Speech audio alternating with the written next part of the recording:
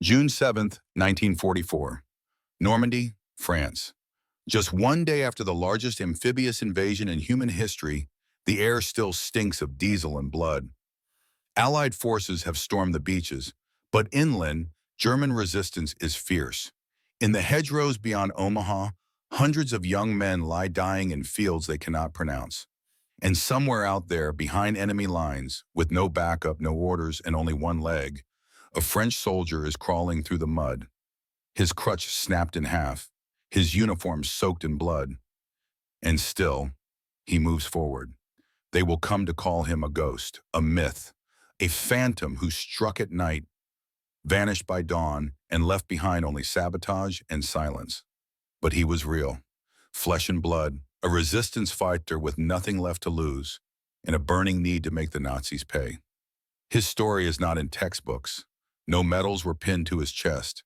But for 6 weeks after D-Day, one man in rags haunted the German 352nd Infantry like a curse. This is the forgotten legend of the one-legged soldier of Normandy, the cripple who became a nightmare. His name was Émile Bénard.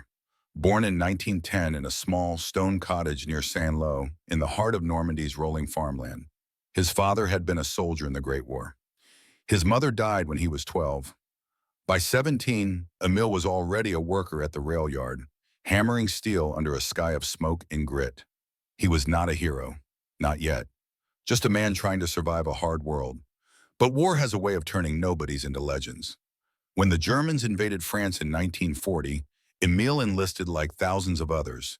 But he didn't make it to the front. His train was strafed by Luftwaffe fighters before he even saw battle. He survived, but barely. Shrapnel from a bomb tore into his right leg. Infection followed. Amputation was the only option. By summer, Émile was back home, limping, angry, ashamed. He felt useless. A man without a leg, without a uniform, and now without a future. The war marched on without him. He watched from windows as tanks rolled through his town, watched boys half his age be dragged into forced labor, watched his neighbors disappear in the night for hiding Jews or whispering resistance. His country was dying, and he couldn't stand. But it wasn't the Germans, who broke him. It was the silence, the way his crutch echoed on cobblestone while others pretended not to look, the way people pitied him, or worse, ignored him. He wasn't a man anymore. He was debris. Then, in late 1942, the Gestapo executed a family 3 streets over. A mother, a father, and their 2 young girls. Someone had denounced them for owning a British radio. They were shot in their garden. No trial, no words. Émile stood at the edge of the crowd, listening to the crack of rifle fire. He didn't speak, he didn't cry, he just stared. That night, he burned his army papers, smashed the framed photo of himself in uniform, and buried the medals he'd never earned. The next morning, he asked a friend at the rail yard for a favor, a satchel of old dynamite, long forgotten in a tool shed. His hands trembled as he took it, not from fear, but from purpose. He wasn't going to join the resistance. He was going to become it. Over the next year, Émile trained himself in silence. No one noticed the man with one leg spending hours alone in barns and fields. They didn't see him crawling through hedgerows with tripwire, practicing with stolen grenades, or hammering nails into wooden planks to make brutal, primitive traps. He knew he could never stand shoulder to shoulder with soldiers, but he could lie in the shadows beneath their boots. He didn't need speed, he needed patience. By early 1944, Émile was already sabotaging train tracks at night, alone, planting bombs under bridges, cutting communication lines. He moved at night like a ghost, using hand-carved crutches or crawling when it got too loud. No one believed the reports. German officers dismissed the attacks as clumsy. Partisan trash, they said. Then D-Day came. The beaches exploded with fire. The world changed overnight. Émile watched it unfold from a hill near his village. From the trees, he saw Allied planes roar across the sky, saw smoke rise from Omaha. But he didn't cheer. He knew the battle had just begun, and he knew what would come next. German reinforcements, moving fast, choking the roads inland to push the Allies back into the sea. So that night, with no orders, no backup, and just one good leg, Émile took what little he had, 3 satchel charges, a rusted rifle, and a map, and crawled into the dark toward the nearest German supply route. He wasn't going to survive. He didn't plan to, but if he could slow them down, just a little, maybe some kid on the beach would live. Maybe the war would move one step closer to ending. So began the legend, the man with one leg and no fear.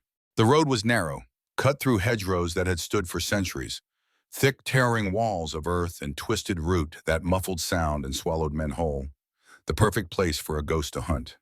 Émile dragged himself through the underbrush with his palms and elbows, his crutch strapped to his back like a rifle. Each movement sent shocks of pain radiating from the stump of his leg, where the bone still ached in the night air. He was already bleeding before he reached the road, but pain was a language he understood.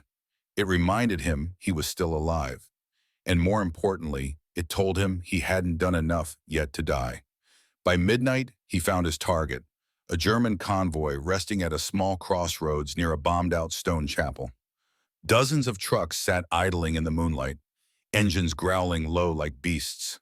Soldiers smoked and laughed, unaware of the mud-streaked figure watching from the ditch just 20 meters away.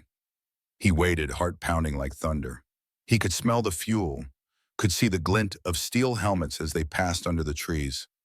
He knew these weren't just supply trucks. They were mobile flak teams, 88mm anti-aircraft guns, the kind that shredded Allied fighters in the skies and pierced Sherman tanks from miles away. If they made it to the front, men would die by the hundreds. He pulled the first satchel charge from his coat, old British explosive wrapped in a burlap sack and wired with a 10-second fuse. He had no timer, no remote detonator, just a matchstick, a trembling hand, and 10 seconds to vanish. He waited until the guards turned, then slid onto the road like a shadow. Inching forward on his stomach, he crossed the gravel without a sound and rolled the charge beneath the second truck. It landed between the tires. Perfect. Then the next, and the next. 3 trucks, 3 charges, 1 man, 1 leg. His fingers trembled as he struck the match. Once, twice. The third time it caught. A soft hiss, sulfur and smoke filled his nostrils. He lit all 3 fuses in one breath and bolted back into the hedgerow, crawling through thorn and root like a wounded animal. 8 seconds. 7. 6. The blast lifted the night into fire. Steel screamed as the first truck ignited, a ball of orange swallowing the men beside it. The second blast hurled shrapnel in all directions, snapping branches and shredding canvas. Soldiers screamed. Someone yelled "Partisans" in German. Gunfire erupted blindly into the woods. Émile was already gone, dragging himself deeper into the earth, muffled by chaos and smoke. The third explosion ruptured the roadbed, sending stone and flame 20 meters high. Oil barrels burst, men scattered. The 88mm guns, now ablaze, began to cook off their own shells, turning the convoy into a killing field. It was only the beginning. For the next 36 hours, Émile vanished into the hedgerows. German reinforcements combed the area, furious and terrified. They set up roadblocks, interrogated locals, shot 2 farmers under suspicion of aiding resistance. But Émile never returned to the same place twice. He moved through ditches, under fences, and across creeks, always crawling. His leg wound reopened by the 3rd day, leaking blood into his trousers. He bound it with strips of shirt, his hands blistered, his ribs bruised. He could barely breathe from the effort, but still he crawled. By June 10th, he'd struck again, this time planting a single mine beneath a fuel truck at a remote supply depot. When the engine started, the entire depot ignited. German radio chatter erupted in panic. Reports claimed multiple saboteurs. They had no idea it was just one man, one ghost. The myth had begun. Locals whispered of the cripple who moved through trees. German officers dismissed it. Propaganda, they spat, the work of trained agents. But fear was growing, morale was slipping. They couldn't understand how a one-legged man could outrun them, could appear, strike, and vanish before a patrol even heard a twig snap. But Émile wasn't running. He never ran. He simply moved through places no soldier would dare.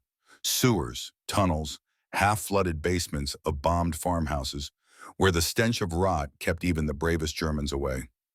Rats crawled over him as he slept. He didn't flinch. They weren't wearing swastikas. On the seventh day, he found something that changed everything. An abandoned barn near St. Lo, once used to house German radio equipment, was now empty.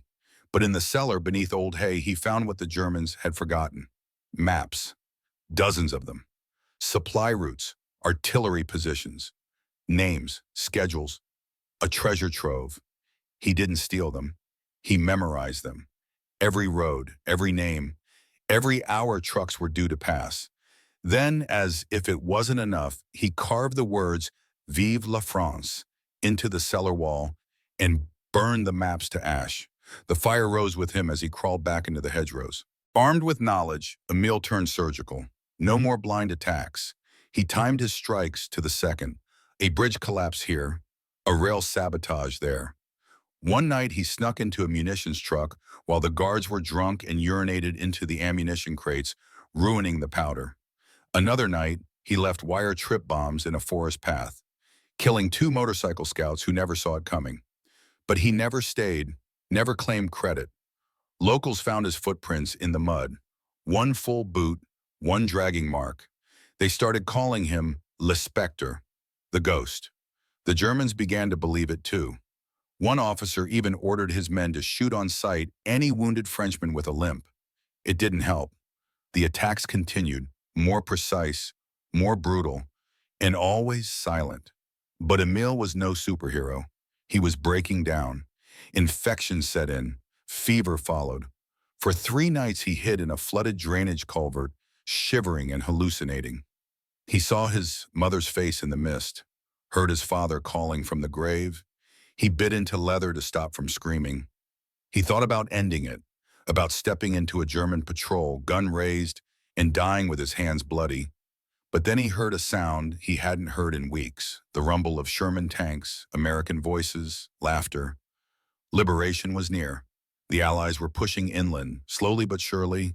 Every delay he caused had bought them minutes, hours, lives. He had to keep going, even if it killed him. By the second week of June, Émile Bénard's name was being spoken in whispers across both sides of the lines, though few knew it was a real name. To the Germans, he was a phantom, a saboteur with no face, no origin, no limit. To the locals, he was a spirit of vengeance, born from war and driven by loss. Some called him the crippled wolf, others the crawling fire. His trail was invisible by day, deadly by night. And yet, as the Nazi war machine faltered under Allied pressure, desperation drove them to fight dirtier, meaner, more cunning. They couldn't catch a ghost, but they could lay bait for one. South of St. Lo, along a key supply corridor nicknamed Route d'Acier, the Steel Road, German officers prepared a trap. They had lost too many trucks, too many men, to what they still assumed was a group of highly trained resistance fighters. Émile's sabotage was too effective, too precise. They refused to believe it could be one man. So they constructed a decoy convoy. 3 trucks, 1 lightly armored car, and a small squad of soldiers dressed as wounded drivers. The vehicles were loaded with false crates and sent along a narrow route known to be hit before. But what made it a trap was what followed behind. 2 squads of SS field police armed with flamethrowers and orders to burn the hedgerows if needed. Émile had been watching the road for days. From a collapsed barn attic, half buried in soot and hay, he studied every German vehicle that passed. And when the decoy convoy rolled past on the morning of June 16th, he felt something off. The spacing was wrong. The soldiers looked too calm, and they didn't seem to check their perimeters the way real convoys did.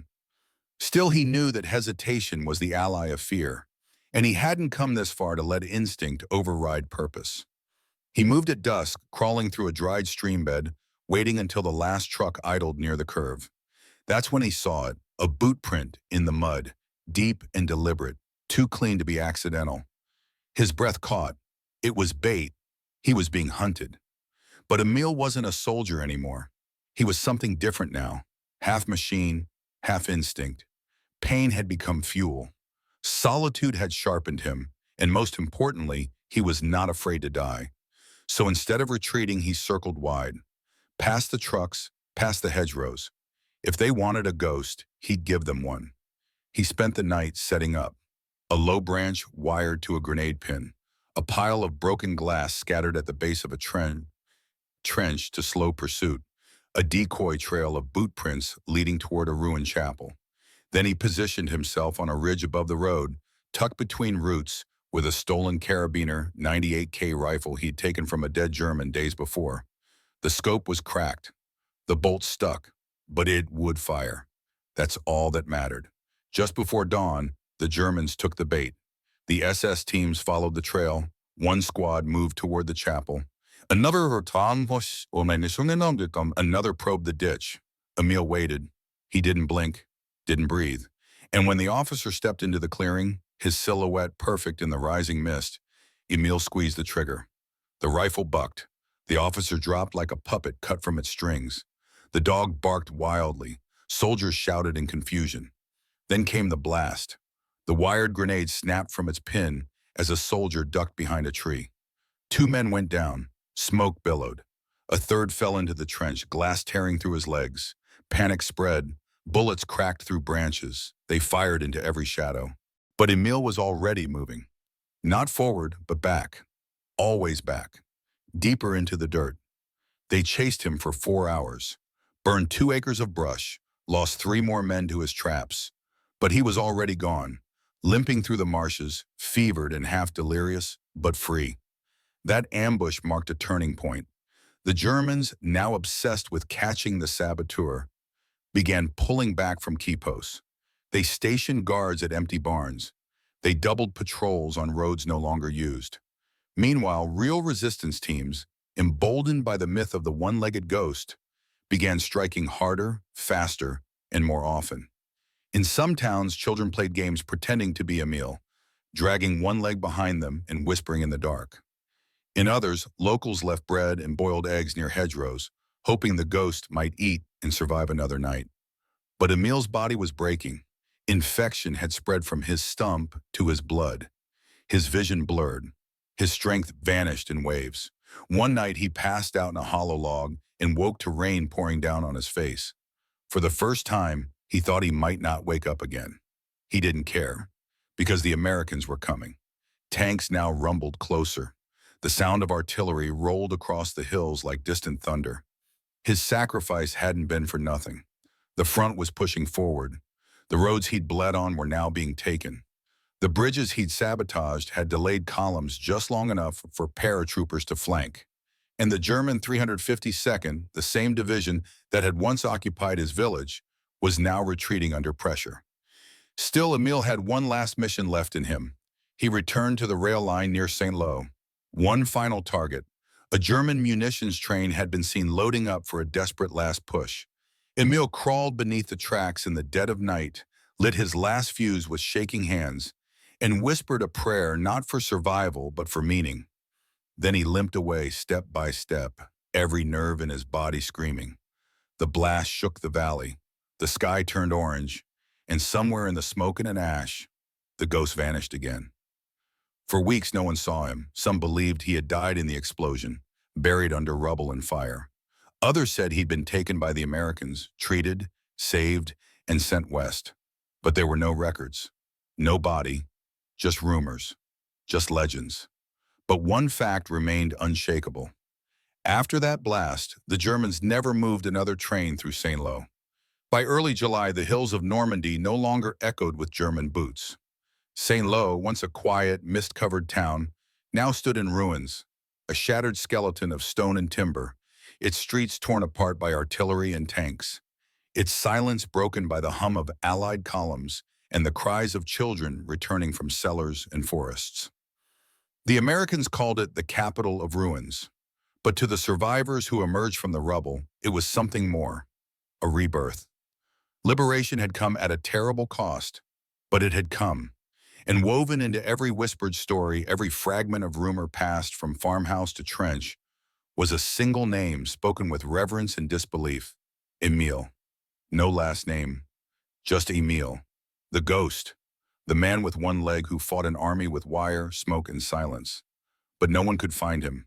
Search parties combed the woods where the final rail blast had scorched the earth, but found only scorched iron and broken tools. Locals offered stories. Some had seen a figure limping down a riverbank days after the explosion, soaked and shivering. Others claimed a farmer near La Chapelle had taken in a mute, one-legged man who disappeared by dawn. But no one knew for sure. No grave was marked, no medals awarded. The war moved on. Commanders filed reports, roads reopened, and tanks rumbled eastward. But Émile remained a ghost, even in freedom. What few knew, what only a handful would ever come to learn, was that Émile Bénard did survive. He had crawled from the wreckage of the blast, half conscious, his coat burned, skin blistered, the bone of his amputated leg now dangerously exposed. For 2 days he lay in a ditch, sipping rainwater from cupped leaves, delirious and hallucinating. And on the 3rd day, by a twist of fate, he was found by a passing group of Free French medics trailing the American advance. They carried no proper hospital gear, just morphine, gauze, and determination. They didn't recognize him, just saw a dying Frenchman, barely breathing. One of them, a young nurse named Aimée, noticed something odd as she cut away his burned clothing, deep scars around the hands, consistent with someone who had crawled hundreds of kilometers, gunpowder residue, old wounds, half-healed, and most telling of all, a blood-soaked rag stuffed with a torn railway map, marked with German positions. He was unconscious for 3 days. When Émile finally woke, he didn't ask where he was, he didn't ask what had happened. His first question, through cracked lips, was simple. Did they get the train? The medic nodded. Émile passed out again. They kept him hidden in a field hospital outside of Carentan under a false name to protect him from the chaos and vengeance still boiling in the region. But Émile didn't stay. As soon as he could stand, propped up by a crude wooden crutch, he disappeared one night without a word. Left behind only a note written in shaky French. France is free. That is enough, and so he vanished as quietly as he had come. In the years that followed, stories spread like seeds in the wind. An old man with a limp, seen repairing train tracks in the Pyrenees. A quiet figure visiting war graves near Caen each November, leaving only wildflowers and a railway spike. A one-legged farmer near Bordeaux who never spoke of the war, but built tiny wooden crutches and left them on the windowsills of orphanages. Whether these stories were true or myth, no one could say. And maybe that was the point, because to the people of Normandy, Émile had become more than a man. He was an idea, a spirit that lived in the hedgerows and fog, in the burnt-out barns and silent craters. A reminder that even in the face of overwhelming power, a broken man with no orders, no glory, and no leg could still bring an empire to its knees. It wasn't until decades later, in a dusty archive in Caen, that a historian piecing together local resistance activities stumbled upon a coded message dated July 1944, transmitted by an Allied intelligence officer. It read, "Civilian saboteur confirmed behind multiple delays along Route d'Acier. Crippled, possibly one-legged. Worked alone. Psychological effect on enemy significant. Locals refer to him as Le Spectre. Recommend posthumous recognition." But no such recognition ever came. No medal was issued, no ceremony held, because no one knew where to send it. The French government, busy rebuilding a shattered nation, had bigger tasks. The Allies, exhausted from a war that still raged eastward, never learned the full scope of what Émile had done. And Émile himself, whatever remained of him, never came forward. He had fought for freedom, not for applause. And when freedom came, he stepped aside, leaving his story in the hands of those who would one day remember. Yet the traces remained, carved initials in an old railway beam found decades later, a rusted crutch buried beneath a chapel floor, burned maps recovered from cellar ruins, singed at the corners but still legible, each a puzzle piece in a mosaic of courage, a story told in footsteps and the absence of footsteps. In the end, Émile Bénard was not erased. He was engraved, not in marble, but in memory. A legend without medals, a soldier without orders, a ghost who walked on one leg and still outran fear. Time has a cruel way of sanding down the sharpest edges of sacrifice. The explosions fade into footnotes. The blood becomes statistics, and the names, if they were ever known, slip quietly into the dust between pages of forgotten history. But in Normandy, among the crumbling hedgerows and war-torn ruins where so many ghosts were born, Émile Bénard's silence speaks louder than any monument. His story was never etched in bronze or taught in schools. It was passed through whispers, preserved in grainy letters, family tales, and the scars left behind by a man who never asked to be remembered. And yet, remembering him is all we can do, because everything he did, every fuse he lit, every road he crawled, every wound he ignored, was done for others, for strangers, for the freedom of a country that had left him behind, and yet one he refused to abandon. In the years following the war, as Europe rebuilt itself from ash, a strange phenomenon began to take root in parts of Normandy. Children on farms near St. Lo would build tiny wooden crutches out of scrap wood and leave them along the edges of fields. No one told them to do it. It wasn't a game. It was a tribute, born of stories told in the hush of night by grandfathers who remembered a man moving through the trees when everyone else was too afraid to move at all. One-legged, covered in mud, carrying nothing but dynamite and silence. These children didn't know his name, but they knew what he meant. Bravery without glory, sacrifice without recognition. At a memorial unveiling in 1974, a British colonel mentioned the one-legged saboteur in his speech, almost as a legend, an unsourced rumor that had haunted German reports during the D-Day push. A few locals nodded, some cried. But when the journalist pressed for details, no one could offer more than fragments. There were no photographs, no birth records matching the exact movements. Even Émile's military enlistment files had been damaged in an air raid. For all purposes, history had left him behind. But the truth didn't die. It lingered, like smoke in rafters, like blood in the soil.